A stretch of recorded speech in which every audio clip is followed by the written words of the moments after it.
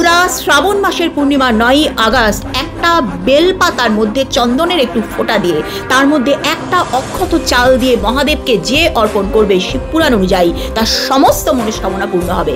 শ্রাবণ মাসে কিছু করতে পারোনি, ব্রত করতে পারোনি, শিবলিঙ্গে জল দিতে পারোনি, শিবপুরাণে বলছে যে শ্রাবণ পূর্ণিমার দিন যে এই কাজটুকু করবে তার সমস্ত সংকল্প পূর্ণ হবে। 9ই আগস্ট শ্রাবণ মাসের পূর্ণিমা এবং ওই দিন করছে রক্ষাবন্ধন, ভালোবাসা বিশ্বাসের উৎসব এবং আরেকদিকে শ্রদ্ধা ভক্তির উৎসব। সুতরাং এই দিনটা তোমরা মিস করো না, যেভাবেই হোক এই সামান্য জিনিসটা করে এসো। বন্ধুরা, শ্রাবণ পূর্ণিমা তার সাথে রক্ষাবন্ধন, এই পবিত্র দিনে পূর্ণিমা মানে চাঁদ। তোমরা যদি চন্দ্রমা যাদের জন্মকুণ্ডলিতে নিচস্থ তাদের হাতে কিছুতেই যাই করে নাও না কেন টাকা থাকবে না।